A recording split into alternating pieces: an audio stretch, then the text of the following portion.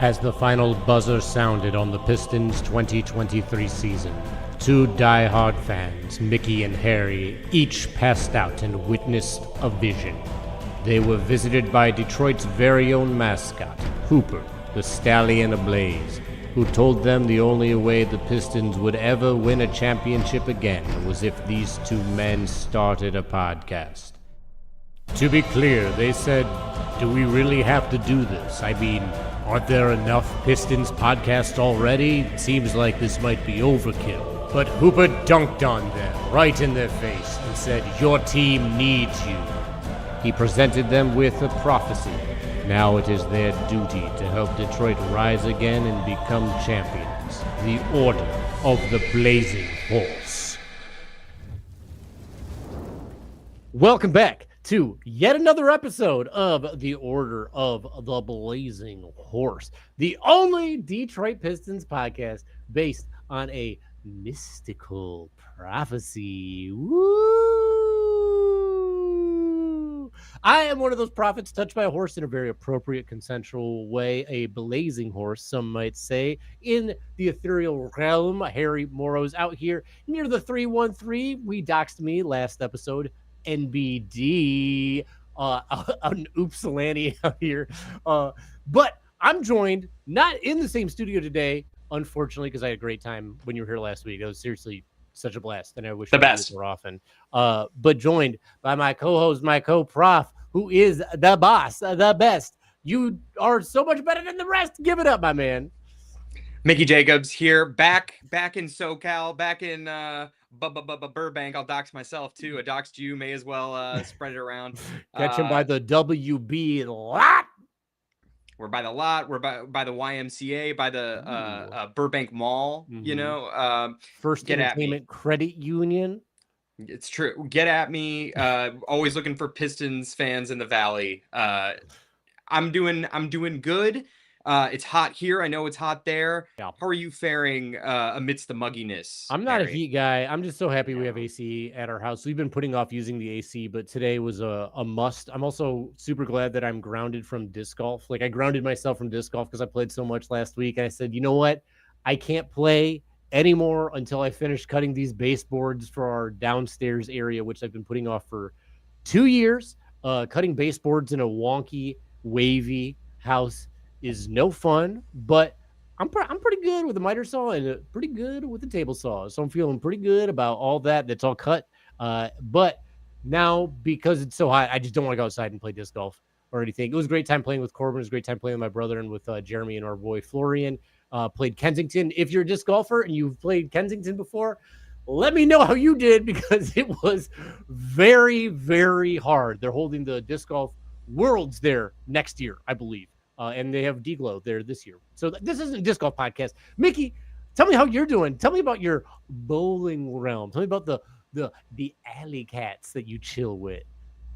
Yeah, we are currently in last place right now. Team 2, we're on a little bit of a skid at the moment, but we have to make up a bye week. So I think we could, and I should also add, the standings are tight. The standings are awfully tight. So if we get a couple wins here, we could be like more in the middle of the pack. So I'm not super worried about it. I've been fairly consistent, to be honest with you. I'm like in the low to mid 180s right now, like not dipping too low, not popping off too much. Would love to break 200 again soon, but I'm having fun. I'm having a good time. The team vibes are good. The morale is good. Bought some delicious Filipino cookies last night at the bowling alley, and Ann and I have since burned through most of them. It's a pretty big box too. So shout out the Filipino community, Filipino community, and the Filipino pastries and cookies. I know they're no Barra Bakes, but they know their stuff. Shout out to CJ and Mark Toledano, also big members of the Filipino community. Yeah, they rule. I think follow through, just shot a commercial with WNBA and the All-Star and with Nike recently, which is super cool. So shout out to sick. Them. They're the bomb. Super dope. And shout out to WNBA for a fun All-Star game that just went down. It's been going good out there. Mickey, it's exciting time. It is. It's super exciting in everything except for NBA news. Am I right? You certainly are, my friend. You certainly are. We have hit the point of the off season where, free agency is kind of winding down. Summer league's over. There's just nothing but time. And basketball fans, particularly Pistons fans, in my experience, idle time is not such a good thing. And it leaves people just nothing to do but worry. Oh, yeah. And seeing a lot of content out there, a lot of social media just running around like chickens with their heads cut off. Everyone's worried. Everybody's worried about the Pistons. They feel that the East is wide open. We should be making plays. We should be wheeling and dealing. Trajan needs to get off his ass and make something happen. How are you seeing this? Are you hearing about this? Have you been reading think pieces and critiques? I have not been reading think pieces. I have clicked on a couple other podcasts and I see what they're talking about, and then I turn it off. No shade to the podcast. The podcasts are all good. It's just a lot of the stuff that people are talking about right now is not going to happen. Like it's not stuff that makes. Oh, we're not going to get Russell Westbrook? Any sense to me. We want to get into that. We don't know what's going to happen. All we know is what Trajan Langdon has said. We know what he has done in the past. We know how true to his word he has been literally every step of the way.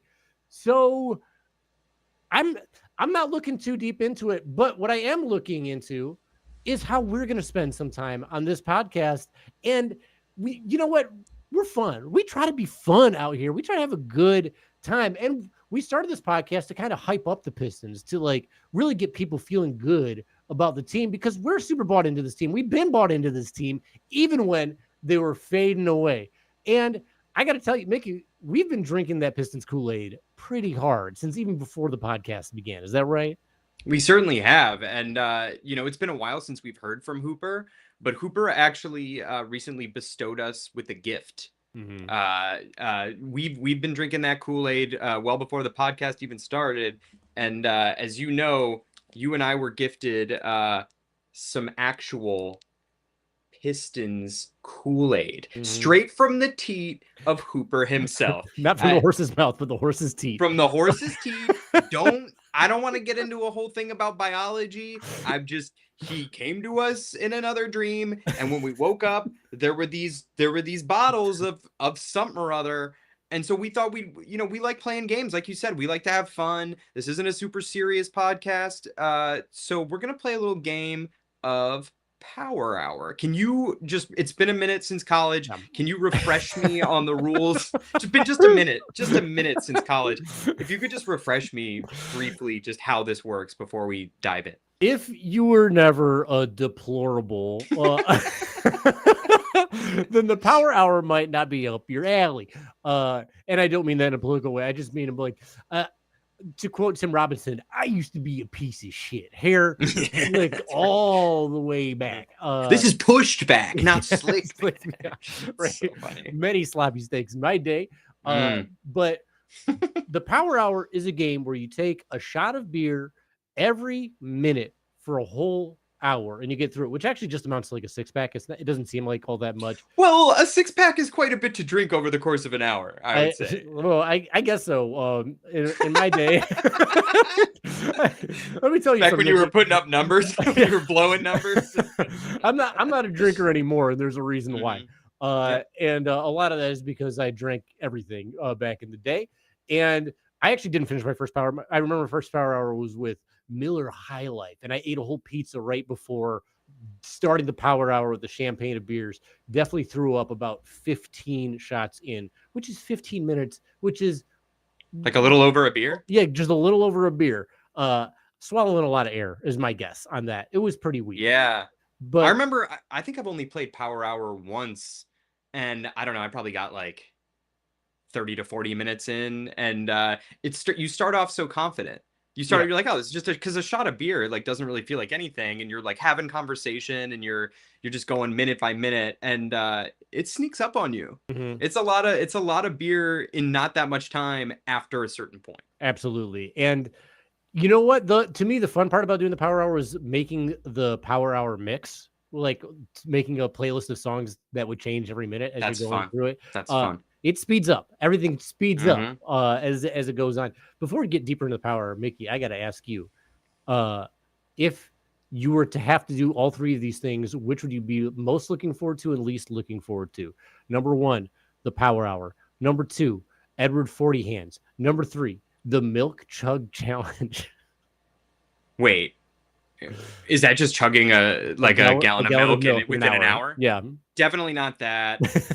It's so Jewish, dude. I think it's got to be power hour for sure, because Edward 40 hands, not only, first of all, it's more alcohol, it's more volume, and it's also, you're not just drinking for the freedom of your hands again, you're racing your bladder, and that gets to be a really stressful situation for me. I feel like I could actually do a power hour. Ooh. But I that's a lot of beer. Like you would want to do a light beer, and even then, like, Michelob Ultra, maybe five beers the in an athlete's hour beer. is a lot. Yeah, the water of beer. But I call that bowling juice. Bowling juice. But yeah, I think I'd go power hour, not because I'm like super trying to do power hour, but just because I think the other two are most certainly going to end up in vomit. Where are you at on those three? I think the same, especially because I'm super lactose intolerant now. Probably was when I was doing it, which makes a lot of sense, which is why it went the way it did. And that's as a person who hasn't drank in years. Like, they would all be miserable for me. It would all be torture for me. I would rather be waterboarded than do any three of those things. I feel like past 30, you shouldn't be duct taping 40s to your hands. like that's Don't judge our fan base out here. Sure, sorry, but sound off in the chat if you've accomplished or even set out to accomplish Edward 40 hands past the age of 30. Tell me why I'm being a real teetotaler right now. Tell me why I'm being a real judgy Judy over here. But if you have completed an Edward 40 hands, make sure to like, subscribe, and follow us on the show. We actually remember to do that for once up top here. It's super easy. Just put on the notifications. We're at 89 right now, which isn't that many. We're trying to get to the 100. We're trying to get to that century mark. Help us get to that century mark. Triple digits. Where else are you going to get a power hour of Pistons talk? That's what we're talking about. We're going to do easy transition into this. We're going to do a Pistons power forward hour. Just because we'll be talking a little bit about the power forward position. We'll be spending some time there. Let's do it. On this, we're going to take a shot of Pistons Kool-Aid every minute for an hour. And on top of that, every minute, we're going to transition into a new point about the Pistons. It's going to be like relevant to the previous point, but we're going to change points every minute. So this is going to go by fast. It's going to go by to keep up. Yeah. Try to keep up. We're going to get electro lit over here. We're going to be down in the Harry, there's no way. Do you own a shot glass? I, as a matter of fact, do not own a shot glass, but I do own a cappuccino machine. So I have a pulling shot glass. Very nice. I didn't have a shot glass either. This is just like a small little, a candle holder. No, it looks like a candle. It's just like a little just like a little mini glass. But I don't have shot glasses in my home, unfortunately. We have to go to some tourist trap and just pick up like the do you want to get drunk with me shot glass or something like that? Yeah. The gas station. The gas. Yeah. We're wasted in Wichita. I like that. Wasted in Wichita is pretty good. Stupid. Let's get wasted in Washington out here. Yeah, there we go. Bring it back to Michigan. Washtenaw County, baby. Yeah. On that Kool-Aid juice. So because we have the Pistons Kool-Aid, we do have also drink it up a sweet timer all set up to go. So I'm gonna go ahead and get a set. We will start here in the next minute or so, if I can remember how to do. Let's do it. The whole thing. Get this thing started. Countdown when going on. And so in 1 minute, we will take our first shot of Pistons juice. Pistons Kool-Aid, I should say. Pistons Kool-Aid. We're drinking that stuff. We're drinking this. You gotta. Mickey, but because we're talking about how there isn't that much to talk about and like people are losing their minds, the first thing I want to talk about is the rumor about Jaden Ivey being traded. What do you think about it? I think it's crazy. I think like to assume that his value has peaked as of that 30-game stretch is bananas. Whether he can maintain 40% from deep is a question, but whether he can improve, I don't think is a question at all. Yep. I don't think it makes any sense to trade him because the people they're talking about trading him for are way more expensive. They are older. They don't have the ceiling that Jaden Ivey has. I heard someone bring up it's too bad they couldn't get Des Bane. Ivy could be better than Desmond Bane, and it wouldn't cost you 3 picks, and the contract would be less expensive. People are talking about how Ivy and Cade can't play together because Cade got better when Ivy went out. That's because the team got better as a whole. Count that baby and a foul. Cheers. First shot. Let's do it. Cheers.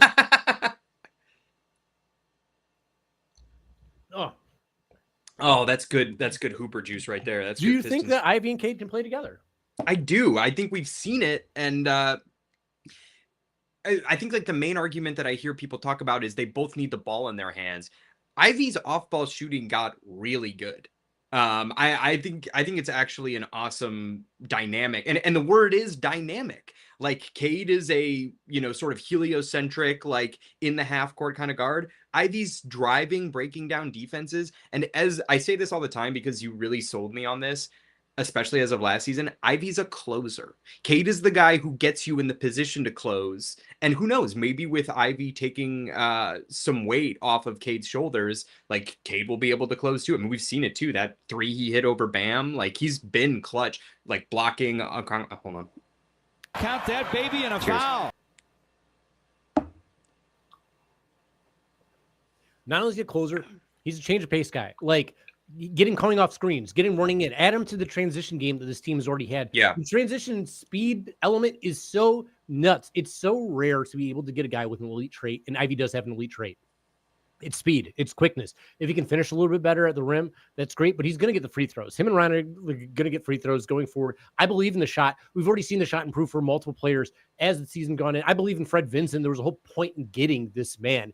Like, let this thing play out. And I'm so down with extending him now because it would be so much cheaper. Like it just would be so much less expensive to extend him at this point than it would be to wait till the season's over, see how much that's going to be, maybe try to get somebody else. If you trade for somebody else, that's going to be a more expensive contract and an older player. Extend him now and just bet on it working out. That's what I would do if I was in Trajan's shoes. Count that baby and a foul. Lord. Just getting started. No, yeah, I don't see the point in trading him now. I think at the very least we need to see what things look like through the deadline. He's also just like shown that he's a worker. Everyone describes him as a gym rat. With the exception of the Monty season, he's gotten better every season. I don't know. I just think it's like a crazy time to cut bait. And I disagree with the argument that like they can't coexist together or that they both need the ball in their hands. That said, like there's a world, like the thing that I would be the most concerned about is turnovers. Just in the event that the turnovers and like don't get better and like the defense becomes a problem and he hits a plateau scoring wise, are there any players you would like entertain trading Ivy for? And let's keep it guard. TM3. Like that's pretty much it. Right. TM3. Here. Cheers. What about Derek White? Too old? Too old and too expensive. I get that. Any other names besides Ivy? I'm just trying to think. No, I just think besides Trey Murphy. I don't think so. I think like he's a guy. Yeah, you want a shooter. You want shooting next to Cade. That's great. If Ivy continues shooting in shoot, defense, yeah. That's what matters. Defense. I expect the defense here. Let me focus on defense on this one, and then on the next point we'll talk about turnovers because you alluded to those a little bit. With the defense, everybody on the Pistons got better defensively as more and more got comfortable. Great point.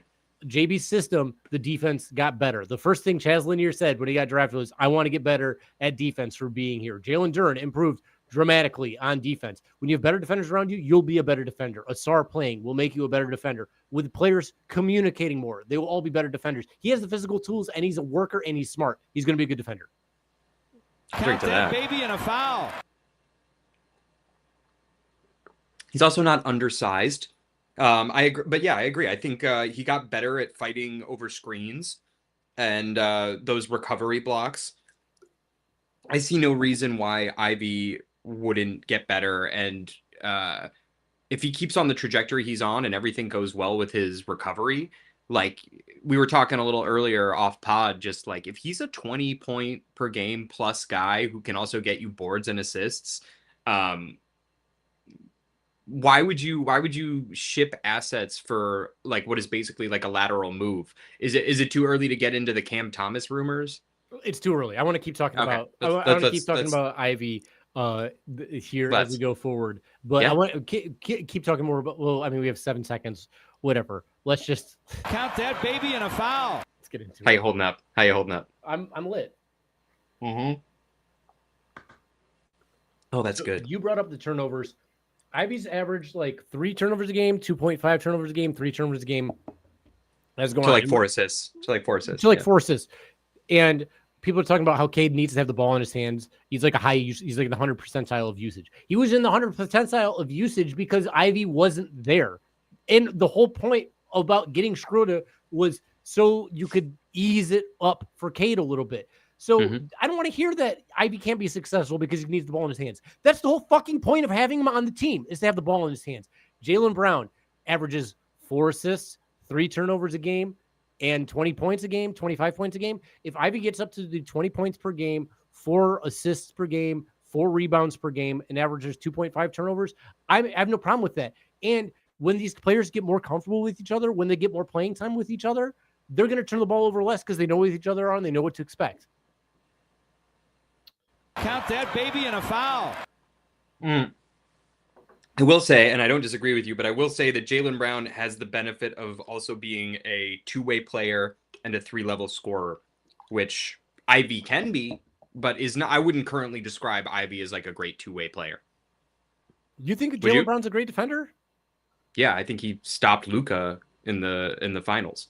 Okay, I guess that's fair. I think Jaylen Brown is a good defender. I do. Yeah. So that's okay. I think he's a plus defender. I think that's one of the things he has going for him. Do you think Ivy can get to plus defender? Probably not. You don't think so? I think he can get to neutral defender. I think he can be like a neutral defender because like even though and look, I'm not. I want to keep Ivy. I think Ivy can be really good. I just don't know that he's gonna be like the guy you want guarding the best player. Like he'll never have to be because it's hard. Well, right, but cheers. Count that baby and a foul. You're right. You're right. He won't have to be, but we're just talking about value and we're talking about fit, and it would be better if he was better at defense. Like we're talking about $26 million versus $50 million, though. There's no question about that, and like I think keeping guys like Ivy and Duren cheap or reasonable, like in the $20 to $25 million range, absolutely behooves us. And like, I don't know. I understand that Cade needs a like person to lighten his load, but like the Pistons have been historically a team that's a team. It's not just like 2 stars and a bunch of role players. Like it can be Cade and a bunch of really good players without them like all necessarily being perennial all-stars. And I think that's like what people forget. And during the offseason, people want splash. They want big names. They want some more Cooper juice, baby. They want some more Pistons Kool-Aid. All right, let's transition into it. Why not? The rumor, or at least the betting odds, are on the Pistons being the favorite to land Cam Thomas, which makes no sense to me whatsoever. Where does he fit in the lineup? Like, where does he fit in the mentality? He's a score first guy. I guess they need scoring. Okay, that's great, but he doesn't pass the ball well. He doesn't play defense well. He's not a plus size guy. He doesn't bring much to the table other than that. Is he going to play over Karras? Is he going to play over Duncan? Is he going to play over Ivy? Is he going to play over Ron? Like, what is the point of getting this guy at that point? I don't want Cam Thomas. You want to talk about negative defenders? You want to talk about and by the way, I'll say for Ivy, like he was putting up 18 points per game, which I think Cam's like 24. But Ivy contributed to winning. I don't think the Nets. I think Cam Thomas's stats are much emptier. Count that baby and a foul. This does go by fast. to empty stats and empty glasses, baby. We're plowing through this. The poor. Yeah, I don't understand what that odds situation is, or like where that rumor comes from. But like, I feel like and we don't have to jump into this yet, but like, if you want to talk about like positions of need, like, is the thought that Cam Thomas is like a backup point guard? Because I But really he's don't not, see him because as he's not a that. He's distributor. not. Like that's what I'm I saying. The positional value agree. doesn't make any sense to me. We So, have like, nothing but two guards. We have Right. nothing but I or wanna like tra- wings. I want to transition this into another thing. I saw an article on like FanSided. A guy put out like 5 potential trade targets for Anthony Simons, who is a point guard, and they're like, Pistons should trade Tobias Harris and a first for Anthony Simons. And I'm like, there's no backup to Tobias Harris, who's a starter. You'll trade that and give up a first for a backup point guard who's a defensive liability? Count that baby and a foul. And I saw people online saying, yeah, that makes sense. Like, I could see this being realistic. Realistic for who? I am so tired of like the rumors involving the Pistons. And this was dating back to last year. Even I got into it with somebody on Twitter or on Twitter, fuck Twitter, on Blue Sky about like the Pistons, like some trade involving the Pistons where they were just like a facilitator and took on some terrible contract. That people think that the Pistons are just like this empty bag of a team. And they're a lot closer to being a contender than I think most people are giving them credit for. I do too. Yeah, I also sorry, was that Anthony Simons' proposal back when he was on the Blazers? No, it's now on the Boston Celtics. Oh, it's for the Celtics. Mm-hmm. That's a good deal for the Celtics. That's a good deal. I mean, although I don't know. I think they want. I don't know. It just. I agree with you that people just see Pistons as like a blank slate of like they could take that on, or like Count they could that use baby and a this. foul. Like, one thing we can say is that the Pistons are building on a culture of defense, and I don't think that means just like grabbing anybody, especially these like real one-way guys. Like Anthony Simons and Cam Thomas are negative defenders, and like while my confidence in Jaden Ivey becoming a plus defender isn't high, I think he absolutely cares and is a part of this culture and like makes an effort. And I don't know. I would way rather keep that on a friendlier deal than someone come in and act like we're lucky to have them. Like Ivy wants to be here. He wants to get better. He wants to be a part of this. I also just think like the fact that he missed out on the best part of the season, I think he's going to have such a chip on his shoulder. And sorry, I'm going to wait for us No, to finish your point. You got 5 seconds. Okay. I didn't have a lot of faith in him after the Monty season. I was worried about last season, and he just shut me up, dude. It was such a joy to watch. And over the course of 30 games, he had 2 massive game winners, and just like the shooting blew me away. And I don't know that he can maintain 41% from 3 over the course of the season, but if he's anywhere close to that, like 37, 38, 39, on 5 attempts or more, that's amazing. And I just really think he's, especially like with the emergence of Ron, like I'm not saying that they like pose a threat to each other, but I just think he's got a lot to prove just because of the circumstances, and I'm really excited to see what he does because he's such a gamer. Yeah. The last thing I want to say about Jaden Ivey, and this is in regards to his defenses, we never thought Duren was going to be even an okay defender, and where are we at now? Not half a season later. Watch him play defense. I'm like, baby and a foul. Okay. So part of the reason I brought up that Tobias Harris proposed trade is because the big worry people have right now is about the depth at backup 4, like just the depth of the 4 position in general, the power forward position. I think I'm in the minority when I feel comfortable with Bobby Klintman playing the backup 4 for 10 minutes a game. I know he doesn't look good in the G League or really in Summer League at all, but I'm not that concerned because it's not like our backup 4 was that good last year. And I do think Ron and Nassar are going to take some of those minutes away a little bit and like help out in that regard. I think it's be more of a committee thing. And it's not like Bobby's going to get playoff minutes. If you're the 10th man on this team, you're not getting playoff minutes at all. So I don't have to worry about it. And we can just see if he develops at all. And if it doesn't work out, then whatever. Like it's a role to fill on this team. He just needs to shoot the ball. And that's where I'm most concerned. I don't know if he can shoot or not. Count that baby and a foul. I don't agree with you. I I'm not okay with Bobby Klintman being our backup 4. I'm not okay with Bobby Klintman getting 10 minutes a night. And I agree. Fontecchio had a bad season last season, 30 and 33 and a half. That's so But bad.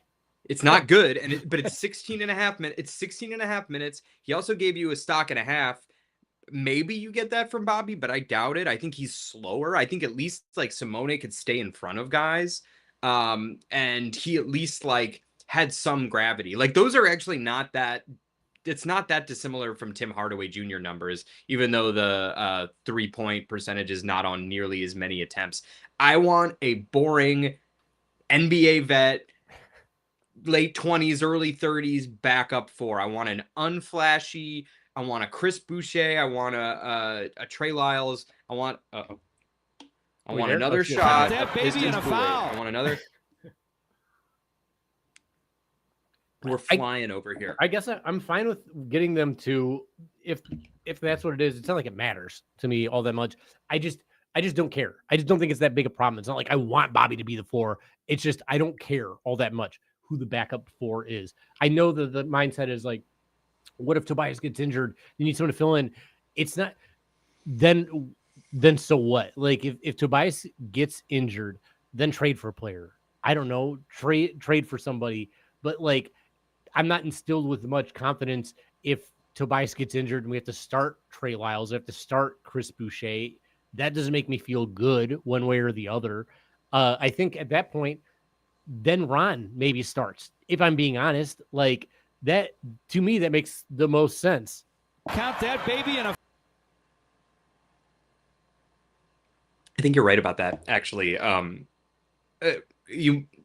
I don't feel great going into the season with Bobby Klintman being our backup for him, but I will agree with you that, like, if Tobias gets hurt, we could always trade for a backup 4, like in the same way that we traded for Schroeder when Ivy went down. Like Trajan's not like so sit on, like I think he's like slow to make moves, which is a good thing. Like I feel better about that than I would if he had like a real itchy trigger finger. But itchy trigger finger, like we could squeeze. Squeeze. Steady hands on on the trade man. But no, we can cross that bridge when we come to it. And I think regardless of what happens with Ivy and Duran, like we're gonna assess at the trade deadline. Like things always happen, and we've got a trade exception. We've got all our picks. We've got movable contracts. We've got a lot of flexibility. So I don't think it's the end of the world, but I actually think Fontecchio was like serviceable. And my fear is that Klintman is not serviceable. And while I know Holland can play 4 minutes, Asar can play 4 minutes, like that's not really where you want them. And I think we'd just be giving up size. Like I think those guys. If Ron is playing the 4, you're not giving up size. I know you want PJ Washington, who is significantly smaller than Ron Holland. We'll get into it. There is size outside of height, by the way. There's size outside of height. Ron is wiry. So is PJ. He ain't beefy. He ain't no beef right now. I bet you PJ weighs more than Ron. Let's find out about that. I'm gonna look it up. First, let's take a drink. Cheers. Tell me about why you want PJ and what you'd be willing to go up for PJ, because this is wild. This is a controversial statement. Apparently, I would give up one first round pick, a protected pick, and our trade exception for PJ. I would pay PJ Washington $14 million. I think, and I'll tell you why. I think that makes us a contender. I think having PJ Washington off our bench to start, and if he outplays Tobias, they could swap. But I actually think that sort of depth makes us a contender. I think like when you look at teams like OKC, when you look at teams like this season's Pacers, I think you need that kind of depth, because to me, like Bobby Klintman can't hang in the G League. I don't see why he would be able to hang in the NBA. And PJ Washington is pretty much too good to come off the bench. But if we had him agree to do that with the understanding that his role could expand, I actually think that's a pretty sweet use of $14 million. And, you know, I I know it's a first round pick. I know everybody. Look, if it was 2 to 3, 2 to 4 second round picks, I'd way rather do that. Like let's have that convo. But when you look at like the moves that the Magic made to get Desmond Bane, and I'm not saying PJ Washington's as good a player as Desmond Bane, but like that's a position of need. He's a two-way player. He is a two-way player. Let me see how much he weighs though. He's 230. He weighs 230 to Ron's 2. Okay, that's 25 pounds on that's 25 pounds on Ron. I'm not wrong. I'm not wrong about that. I might be wrong about this first round pick thing, and which is something that I arrived at this morning in a G chat. I know I had to put you on blast for no, Albie, it's fine because I actually think like I'll own that. I'll own that take. I'll own that like. Count that baby in a foul. You can own the take. I want to talk on the. I got to take a shot though. Yeah, you do. The PJ Washington. I'm done with my first bottle. Are you? I'm trying to tone it down because I'm. Are you making him last? Trying to make him last? Yeah, I guess we still only got 2 bottles. Yeah, I've been taking some big ol' shots. I've been taking some slugs. doubles, dude. You've been taking some candlesticks and that thing. It's good, dude. I'm feeling it. I'm feeling juiced right. Up. Yeah. My man is all juiced out. Feeling drained, dude. PJ Washington, I think would be great off the bench. Truly, I think it'd be great off the bench. And if he had to start, that's a different story. Then I'm all set with it. I don't think it's worth the first round pick. I think a first round pick is too valuable, especially when this team is about to get way more expensive with Cade's deal kicking in, Ivy and Duran about to get extended, and Ron. We'll transition to Ron a little bit in this next point, but I'd be down for it if it cost the trade exception and 2 second round picks, or if we went up for Obi Toppin. Count that baby in a foul. Wait, sorry, you're saying you trade a first round pick for Obi Toppin? No. Like if those were our players, trade exception, 2 second round picks for Obi Toppin or for PJ Washington. Okay. As we discussed earlier, wait, did I miss a shot? Were we supposed to take one just now? Yeah. Or did we? Yeah, okay. It's getting I think we sound like other teams like propose trades in that like, dude, PJ Washington is worth more than 2 second round picks. And a trade That's exception. What you get for like the trade exception is valuable. Yeah, but are they that okay? Are they that desperate to get off that money? Like, do the Mavs need to clear up? Like, I know they will eventually once Cooper Flag money starts to be a thing. I think for the Mavs that makes sense. Although it really actually for neither. Let me change that. It probably does make sense for either of those teams to do 2 second round picks. Was it that time? Count that baby in a foul. Cheers. I've switched to the Jizzy flavor. Oh, that's good stuff. So you're probably right. I am probably undervaluing. This is the reverse Homer thing where like, you know, people want like Jaden Ivey and Jalen Duran for Dorian Finney-Smith or something, you know, like, or where it's you're not like, that crazy. Austin, I know, but it's getting in that territory. A couple years ago, PJ Washington cost Grant Williams, Seth Curry, back when these were serviceable role players, and a 2027 first round pick. But it wasn't just PJ Washington. It was PJ Washington. It was 2 seconds. Yeah, it was PJ Washington in 2 seconds for another starter and a first. A backup. Yeah. Who's the backup? Grant Williams is a starter. Seth Curry's a backup. Seth Curry's a backup. So you get a starter, a backup, and a first round pick for a starter and 2 second round picks. Like, that's pretty equal value. It's not like you're netting a first round. Oh my God, it's right there. Count that baby in a foul. That's why I'm saying I throw in a first round pick because first of all, PJ Washington is 26 years old. He is entering his prime. His numbers last season aren't like mind blowing. He put up 14 points, but that was in a crowded, like half of that season, Luka was on the team. Like there wasn't a lot of usage and minutes to go around. Also shooting 38% from 3, 2.2 stocks. This is a legit two-way 4. I know he's 6'7" or 6'8" or whatever. He's not the biggest power forward, but he fits that need, and he's a person who could grow with this team. And by the way, I know you hate him. I don't like playing against him. He's a Pistons killer. He's got that edge. He seems like a Piston, like probably more so than Obi Toppin. I'm not saying I'd rather have him than Obi Toppin. That's a conversation unto itself. But PJ Washington fits the vibe of this team. PJ Washington and Stu off your bench. Cheers. Count that baby in a foul. That's nasty, dude. That's nasty. And he could absolutely cross paths with Tobias, like they could switch and Tobias goes to the bench. Go ahead. Here's another reason why I wouldn't trade a first round pick. When they acquired him, he was getting paid 16 million, 15 million, 14 million. That's a cheap fucking deal that they had for him. He's on an expiring right now. You trade for him on an expiring and you give up a first round pick for him? No way. Okay. Like, there's no way, because not only you give a first round pick, but then you have to pay this man if you think he's going to be your starter of the future. So, like, I don't know. He's probably not going to get a lot of play out in Dallas, is my guess. He would be a great fit here. Don't get me wrong, he'd be a great fit. I just don't want to give up a first round pick for a backup on an expiring. Okay, the expiring thing, you have me, because to me, he could start as a backup and then become a starter potentially. But yeah, I don't want to pay PJ Washington upwards of $20 million, like a whole lot more than like $20 million seems fair. Like a 3 for 60 for PJ Washington. God damn it. Imagine doing this with beer. I know. It'd be so loose. Our takes would be so good. They'd be so loose. It'd be really $3 million for 60 over 3 years. I could live with it, but then we're talking about paying Ivy, paying Duren, paying Cade, paying PJ, paying Ron, paying Asar. You could do that. Like $20 million isn't that much money in this NBA, and I'm like still trying to be conservative with shit. But there aren't that many power forwards that can shoot like upwards of 37% from three and get you 2 stocks. Like Obi Toppin isn't that great of a defender.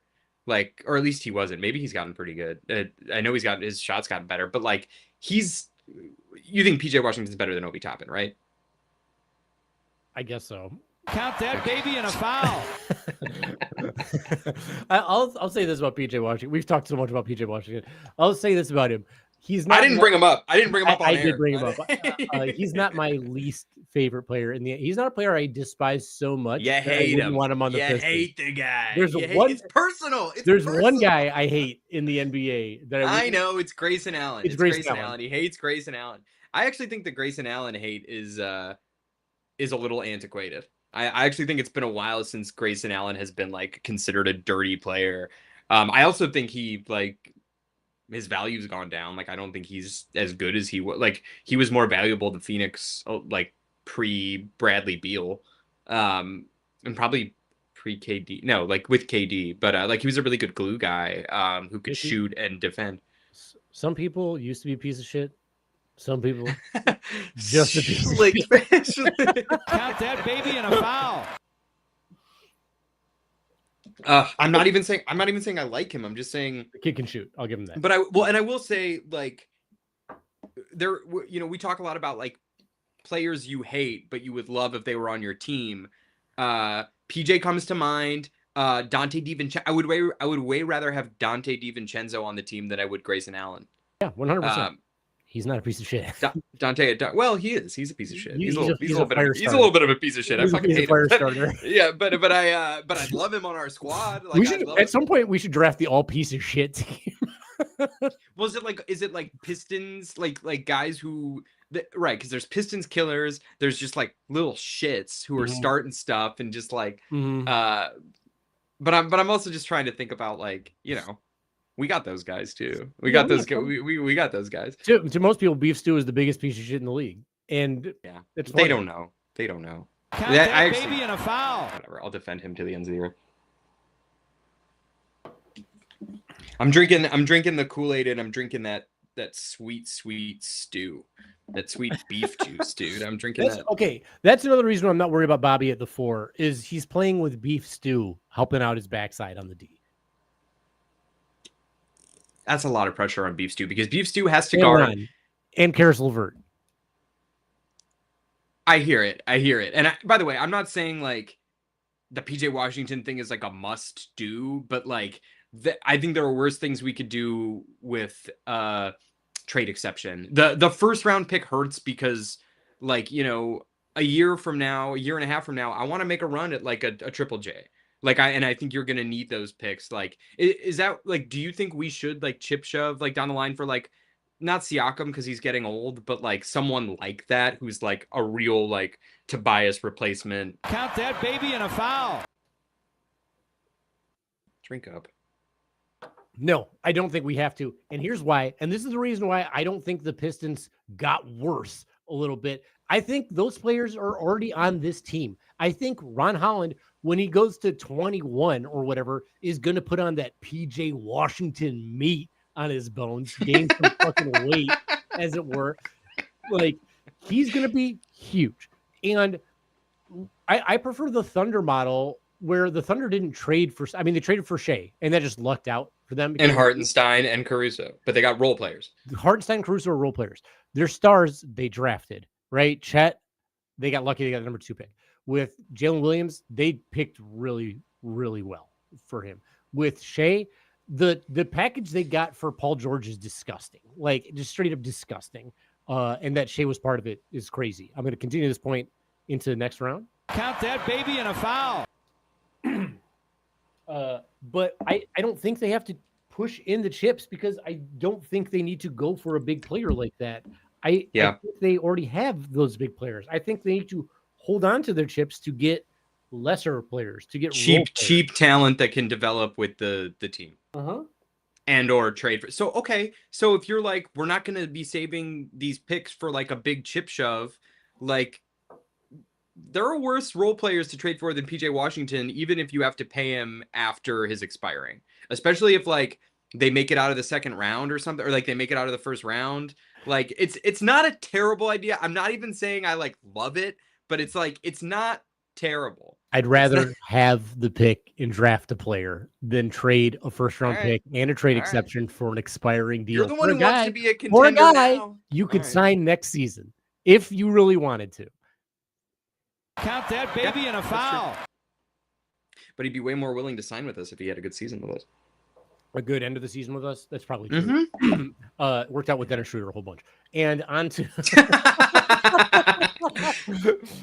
Wow, dude. I mean, it would be kind of like the Siakam thing, you know, where you trade for him with the like backdoor understanding that you'd bring him back. Siakam thing was different though to me because Siakam is an all-star, like a legit all-star. That's true. That's true. So it wasn't like there was going to be a free agent thing for him. But PJ wouldn't be getting a Siakam contract. But we can drop the PJ. We can. We've done so much PJ talk. This is the PJ. It is PJ the power forward hour. So I don't think it's that bad to have this conversation about. Here's all I'm saying about PJ Washington is I don't want to give up a first round expiring backup. Doesn't mean I don't want him on the team. It doesn't mean I want to pursue this guy. Okay, that's fair. That's fair.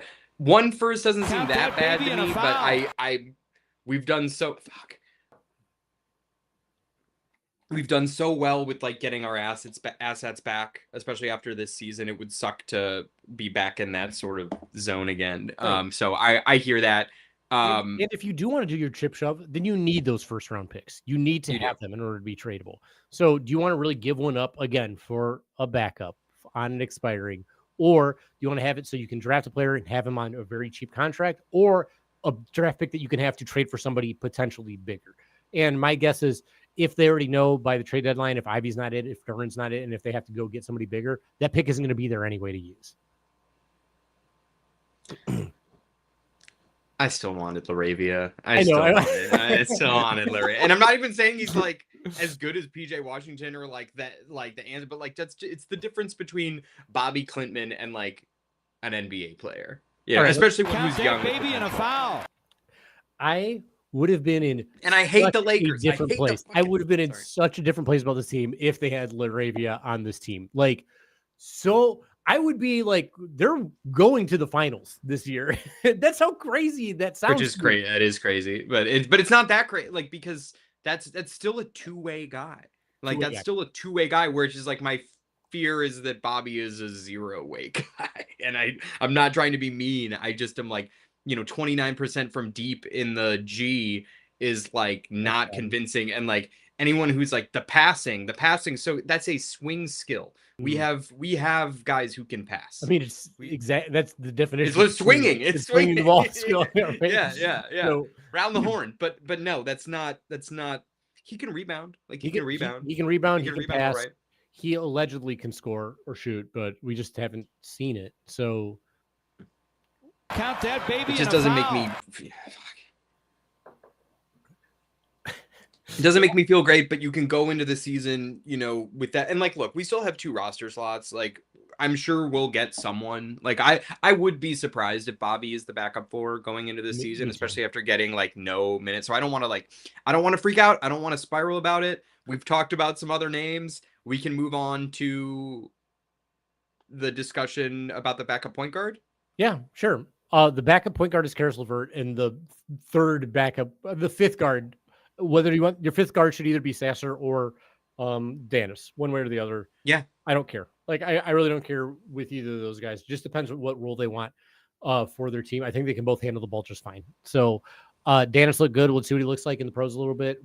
Sasser has looked good in the pros. I know he's not like your typical point guard, but the dude has lit up the stat sheet. He has literally killed teams. That's NBA stuff. Count that baby and a foul.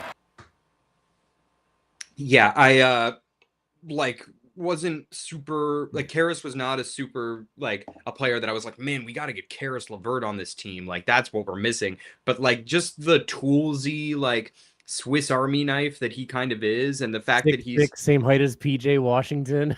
can handle. I think he's 6'7". I think he's 6'7". But he plays bigger than that. We can all agree that he plays bigger than that. I can't believe this is like the podcast of me defending PJ Washington. I did not think that would be happening. God, I wish there were some people in the chat to. But you know what? You may not Juice Washington. You may not be in the chat, but if you're listening to this and you wish you were in the chat, give us a like, give us a little subscription. We just want 11. Just need a little Isaiah Thomas numbers worth of time, apparently, of subs. Hey, but we're having fun here. We're playing Power Hour. Cheers Count to that you, baby and a to our foul. 89 subs. Here's the thing. Whether you like or subscribe or not, we're gonna keep going. We're gonna keep Power Houring through. We're drinking that Kool-Aid. You should too. Let's not freak out. We're probably gonna get a backup 4 of some kind, and if not, we'll figure it out. But yeah, for the backup point guard, Karis LeVert can act. Dennis Schroeder can play defense against undersized guards. Yep. Karis LeVert can guard 3 positions. Yeah. And he can handle, and he can score and collapse defenses. And he's got familiarity with JB Bickerstaff. And he can essentially play 3 positions. So depending on that gives you a lot of versatility. We've talked a lot about JB's creativity last season in terms of just how many specialists we had. We had shooters who can't defend, defenders who can't shoot. Our lineups were really balanced, and for the most part, he did a great job. Count that baby and a foul. Job too. I know that makes his life a lot easier.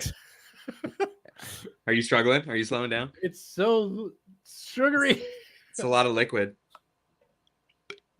Oh, Cooper didn't give you sugar-free. I don't know. Pistons Kool-Aid. It looks like no. He gave me sugar-free. He gave Pistons you the Pistons Kool-Aid 0. Pistons Kool-Aid 0. Yeah. Pistons Kool-Aid light. I love that Trajan loves wings so much. I just friggin' love it, dude. He loves flats. He loves drums. He loves fucking wings. It's awesome. Load the team up with wings. Ron, Asar, Karis, Duncan, fucking Bobby, if you want to call him a wing, on top of it. Keep adding to the wing room in Detroit, dude. Yeah. Count that baby and a foul. So wing-wise, do you have a preference, drums or flats? Flats. Yeah, the best, dude. Drums. They're the best. Flats are where it's at. I feel like most people like drums, which works for me because more flats for me, baby. I agree. I say let him have the drummies. This is like a little news alert. We caught a groundhog in the yard. My wife just texted me. We've got the trapped groundhog. So by we, does she mean the dogs? No, me, like in a metal trap. Oh, you got trapped. Okay. So what's the protocol when you catch a groundhog? That's classified. Oh shit. Oh God. We'll talk off air. about protocol. But let's get back to the wings. Going in a Barra Bakes pastry, going in one of those savory farm to table, baby. Count that baby and a foul. Pull out a little bit of buckshot. Pull out a little bit. What's with Sweeney Todd? Soylent Green is groundhogs. Soylent Green. Hannah says no groundhogs are harmed, and she is correct. So that spoiler, we don't hurt the groundhogs. Okay. I'm sure you don't. That's why we had to shout out to Hannah. Appreciate that. Shout out to both our partners because shout out to both our partners, and shout out to you, Hannah. The homestead is unbelievable. I was blown away by the work y'all have done. It's really incredible. We have waxed poetic much about Barra Bakes as well. So yeah, to the Spencer fam. As God, this clock just keeps going by. Coming around, dude. It's coming around. We were talking. What do you like about flats so much? I think that the meat is less chewy. Like you get less tendons. Count that in baby and a foul. I think they just get crispier, like a crispy wing, personally. And then if you want, you can do that thing where you just put them in your mouth and like unsheath it completely. That's what I like. I like getting. They're the best. It's fun, but you know what? I do get chicken in my teeth when I do that. But like that's the cost of doing business. That's just. I just push it on my fingers and it's true. Toss it all in there. It's gross, but I'll do it. No, okay. It's good. So back to Pistons and wings. That's why I wanted them to draft Rasheer Fleming this year, and they got Chaz Lanier, which is fine. I think Chaz is like a fine pick. But you know what? Let's just move on to Chaz a little bit. You asked me this today: was Chaz Lanier a good pick? And I believe I said, I don't know, like. It's a good answer. Who knows? We've seen Summer League. He's the 37th pick in an NIL year. Just shoot the ball, and I'll be fine. Like I don't care. Like I thought before we signed Duncan Robinson, I was like, oh my god, is he gonna have to play and like put up some shots? It doesn't matter. Count that baby and a foul. Speaking of putting up shots, Chaz is putting up shots. We're putting down shots. What do you think about Chaz? Well, the reason why I went down that road is because we're just talking so much about fours, and it really doesn't seem like Klintman is ready. And I'm just like, well, should we have drafted a 4 or someone with some size, and like to Rasheer Fleming or what's the French guy, the French Maxime big Maxime. Maxime. I've been following what he's been up to. Maxime. But the reality is like the 37th pick is the 37th pick. Like I guess we could have traded to move up. And we could have traded to get Rasheer Fleming. Who got him? Boston traded. That sucks. Like I hate that they got that opportunity, especially like considering how little second round picks actually matter. But I just feel like the one way shooting specialist. Although I will say, like from Summer League, it seems like count that baby and a foul. Chaz's defense actually wasn't that bad. Yeah, it was fine. Like not great, but even though the shot didn't like super fall. But I don't know. I just was thinking like position of need stuff, especially with 37. Like, why not take a swing on someone like that might actually get some run? But like the reality is, like even if we drafted position of need, they probably wouldn't get much run anyway. Right. Yeah, I don't think they're gonna get any run. And that's just where I stand on it. So, If you get a guy who's like an elite shooter, is like one of the best shooters in college, especially a movement shooter, like movement shooters are sick. I really wanted Jordan Hawkins a couple years ago. Like having Beasley was a big deal. Baller. Jordan Hawkins a baller, man. Right? Yeah, he played. Yeah. So like if Chaz can work out, then I'm thrilled. Like just develop it, see if it can come around, get that shooter on. That's great. And so Mickey, I wanted to transition now into, are the Pistons worse this year? Count that baby and a foul. No, and just because we like have a little bit of a gap at the backup for like this is the most annoying thing is like I'm scared of the Magic. Like the Magic, I believe in Magic, and like between the Desmond Bane, like I wouldn't have paid what they paid to get Desmond Bane, but between Desmond and Tyus and all of their existent, like just talk about all of the power forwards. They have all the power forwards and they can play defense and they've got size. Suggs is coming back. But I don't think we need to freak out about the Hawks. I don't think just because the Pistons didn't make a big swing on a big player, we got worse. I think we got more versatile. And I also think we get the continuity as Trajan loves to say, of everybody coming back, Karras is going to be clutch, and he's going to actually get some play. I was talking to some friends of mine who are Bulls fans who have no reason to say nice things about the Pistons other than the fact that Pistons are awesome. And they were talking about, because I was like, I haven't like watched a ton of Karis LeVert. I drafted him in fantasy this past season because Donovan Mitchell and Darius Garland are always getting hurt, and I figured he would get some good run, and they kind of didn't for the first half of the season, and then he went to Atlanta, and like that was like a totally different situation. But a lot of people seem to think that he's better when he has a more consistent role, and he's going to have a very consistent role. He's going to be our sixth man. He's going to be distributing. He's going to be scoring. I think he's going to be an absolute like I wouldn't be surprised if Karras and Duncan put up some of the best numbers that they've put up in a while, because they're going to have real consistent roles and they're going to get actual minutes. I agree. I think they both might have a career year. I'm going to say it here. I think Duncan Robinson might touch 300 3-pointers this year.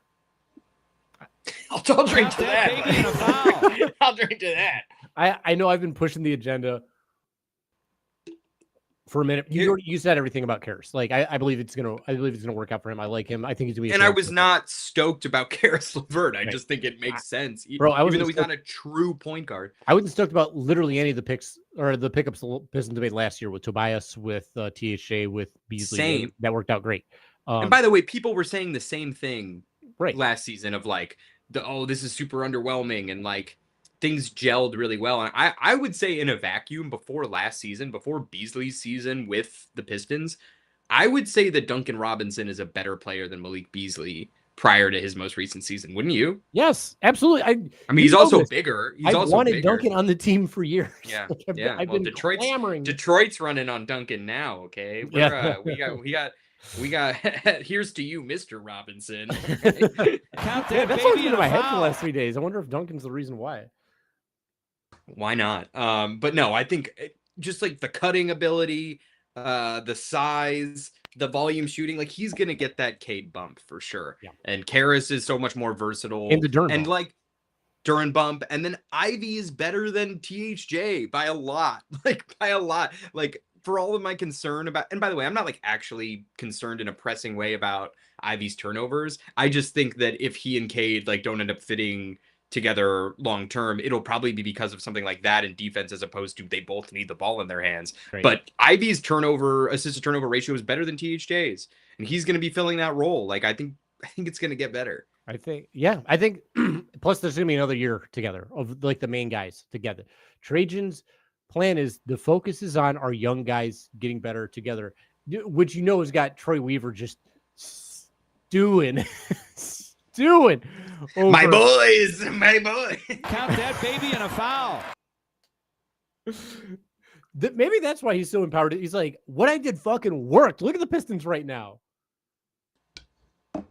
I mean, look, the it's not just drafting. It's not just drafting. And by the way, I believed in Troy for a long time. I really wanted it to work. I was a Troy apologist, even through threatening to beat that fan's ass. And I think the fan still deserved to get his ass beat. It would have been awesome if Troy beat his ass. I also want to give a shout out to Brian Toporek, he's like a basketball guy that I follow, or we follow, I should say, on Blue Sky. He posted a list about which teams are best suited to like become a dynasty or like be a big time team of the future. And the Pistons were number 4 on that list. And I think that's one of the first people I've seen who fucking gets it. Like what's going on in Detroit. Sick young core. Watch them build around it. Count that baby in a foul.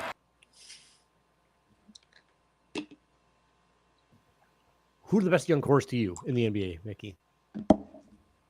OKC. I'm trying to think if there's another better young core than the Magic after that. What's the Magic young core? Is it Paolo, Franz,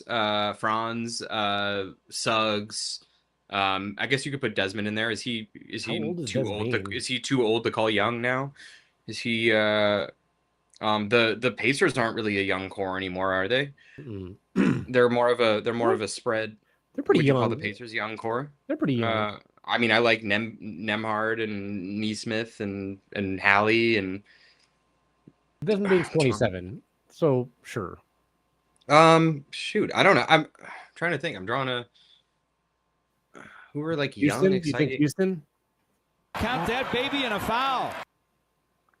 I don't think I think they're scary right now, but I don't think that they're like set up to be a dynasty between Sengun, Amen, and Jabari? I mean, I guess Jabari. I mean, I'm sure he'll get better, but Reed? Tari Eason. Reed, who got I don't know. up by I don't know. Danis? Yeah, I don't know. I actually think we're like one of the better younger. Who were the teams he had ahead of the 3 teams ahead of the Pistons? I think Was it like Pacers and I don't think it was the Pacers. I believe it was sorry for spoiling your article. go ahead. But you should check it out. Yeah, tell me to spoil his article. Houston was ahead of us. Because he includes the team's picks as well. San Antonio ahead of us. San Antonio's picks. For sure. Yeah. For sure. San Antonio is set up to be a dynasty, especially because like sorry, go ahead. No, that you're fine. I was just gonna say I think San Antonio and OKC and Detroit are the top 3. Oops. Count that baby and a I foul. agree. I'm sorry. I completely forgot about San Antonio, and that is very valid. They also have some pieces that I'm like, with this is it Ron Harper or was that ours? Is it Dylan Harper? Dylan Harper's the one true Harper, the actual Harper. Because I know we just dropped Ron Harper Jr. In place of Kobe Jones. Welcome to Team Kobe Jones. But like, do you think De'Aaron Fox is going to be like on that team for a long time, or do you think that they now have like between Steph Castle and Harper and like? But that's such a good trade asset. Like that is if you're like, all right, we got De'Aaron Fox because we didn't know that we were going to get Harper Jr. And now what a good situation to be in. Like what a we'll see how it goes. Count that baby and a foul. God damn. We only have 8 more. We've done really well. We're doing really good. I've conserved my my second bottle of Pistons Kool-Aid. Emphasis on the piss at this point. Yeah. Hooper's secret stuff. Like in Space Jam, the secret stuff. It's testosterone. Mm-hmm. It's HGH. Hair growth hormone. Stretches the. But yeah, De'Aaron Fox, like, dude, if he's expendable, like that just gives them. That's crazy. They have Wemby, and they keep getting these top 2 picks. Like, they're so lucky. they're in a good spot. But they still have Devin Vassell too. They still have Devin Vassell. He's whatever. But he's a trade piece. Like he's a good trade piece. And like Keldon Johnson. Like, these are all players who would get packaged. Players who would get packaged for a star, like another star, like another good player, right? You don't think so? I don't know. Like, I guess packaged, yes. So like if we're talking about tradable assets, that's great. As far as like young teams that have like potential stars, when we're looking at Houston, potential stars could be maybe Jabari, but like I don't know. Not Reed, not Tari. I guess Şengün is to an extent. I guess had Green already been shipped by the time yeah that article came out. Yeah. And then so Amen is probably their most likely to be like a star, and a star isn't equal to that. Cade is a star. Ivy could be a star. Ron could be a star. I just think Duran. Well, like they don't even need to be stars for it to be like a dynasty, like a young core. What I'm saying is Pistons have potential. Count like, that baby. They have so many young guys who have the potential to be like, yo, that's a fucking dude. Yeah, well, and these guys are all under 25. Like these guys are all under 25. It's not even like, and like some of them are under like 21. So 21 and younger, like Ron and like what is Asar, 22? I think Asar's 23 this year, but Duran's young still. So like Duran's very young. I think Duran really wants to get even better too, which I think he's more than capable of. I think he holds himself. It's exciting. Like a serious adult. Well, every time I see him talk, every time I see him like interacting, he seems so level-headed and so professional. I love our young core. Like my favorite. It's my favorite young core. And the other thing with like the OKC young core is they're already all paid. They're already paid a ton of money, and I don't think anybody on the Pistons is going to get paid that money outside of Cade. To that regard, How you feeling? little burpee. Count that baby and a foul. That makes sense. That makes sense. No, I agree, and I really can't express how excited I am about Ron Holland. Like, I really think Ron, like, I'm excited about Asar. I don't really have high expectations for the shot. Like, I know everyone's like, if we can just get to like 30%, that'd be great. Or like whatever. Like Duran, like, I think he's on a nice trajectory. Ivy, like, if he can crack 20 points per game, that's awesome. I really like Trajan took a swing on some star potential with Ron. And like, if he's shooting even close to what he shot in Summer League, and like, you know, I know people are like, when players don't shoot great in Summer League, they're like, well, that doesn't mean the shot's not going to fall. But like, when he does shoot great in Summer League, does that mean the shot? Like, can it? I don't know. I think that's a real game changer. There were many different types of threes that he took. That's, to me, that's the point. Count that baby and a foul. Yeah. There it is. There it is. Lord, it's not just that he was hitting catch and shoots or just like running up and shooting them. He did step backs. He did go around the screen, catch and shoot. Movement. Yeah. He did move, like his Off shot, the bounce. Yeah. his stuff looked fucking good. Catch and shoot. Like, Yeah. I'm so if Ron can shoot the three, like if he's shooting at 38% and he's 6'9" and he's taking it to the rack the way he's taking it to the rack, and he's playing defense the way he's playing defense. This is probably the second or third time on this, not this episode, but this show that I've said this.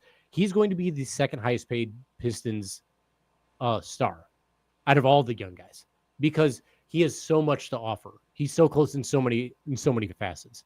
He's already like one of their top, probably top 3 defenders on this team. Pretty close to it. Yeah. He's a fucking dog, and he's 20. Yeah. He's 20 years old. Count that baby and a foul. You know, like talking about like a Jaylen Brown or like you know, like some of these like two-way guys, like legit two-way guards or like 2-3 guys.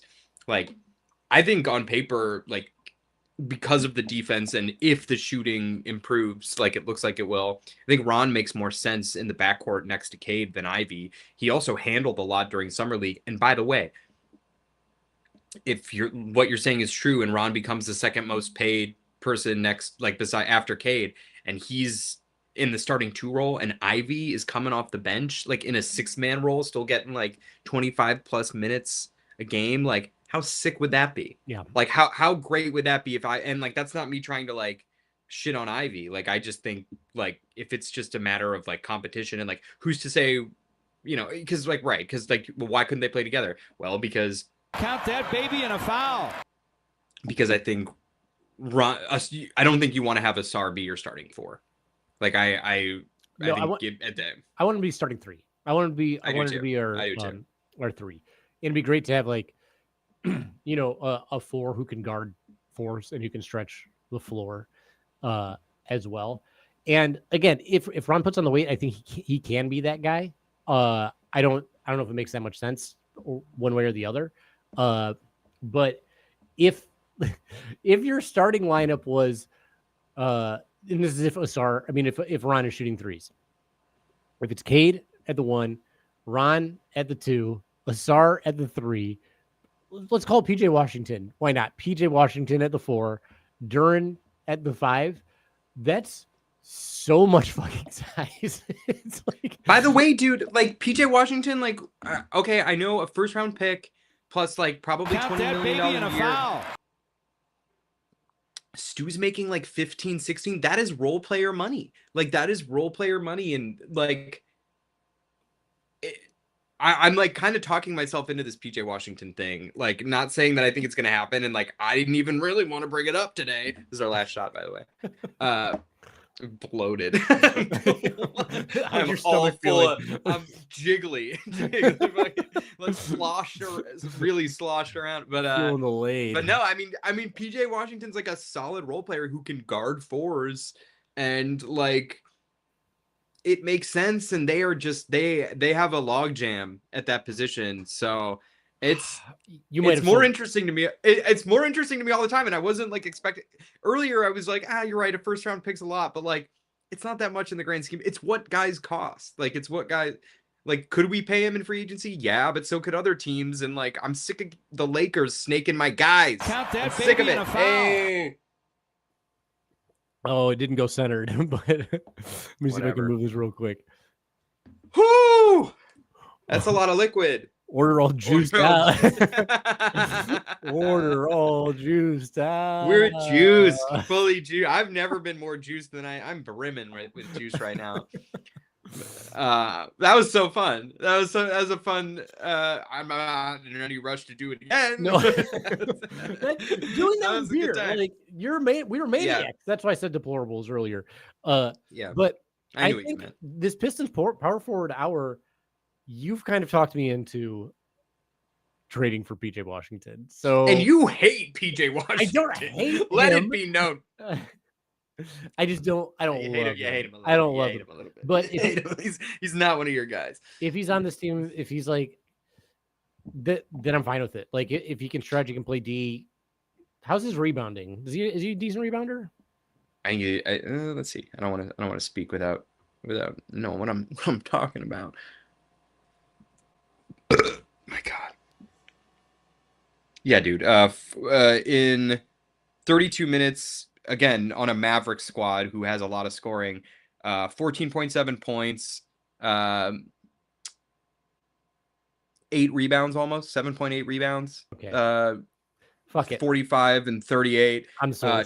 The thing for me is like 2+ stocks. And like, by the way, like we've got some dogs already, but like that's a scary team. That's like a bad boys. Like that's a team that people don't want to go up against. Like we already don't want to go up against PJ.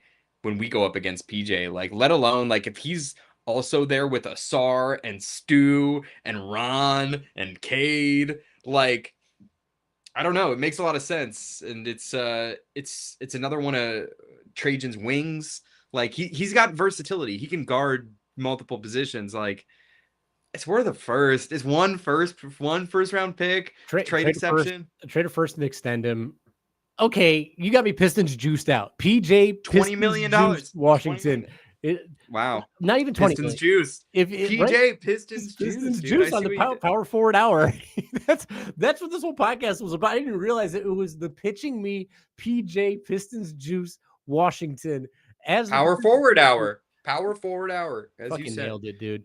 And wow. If you thought it was a good plan, why don't you like and subscribe to our show? It's so easy. It's cheap. It's free.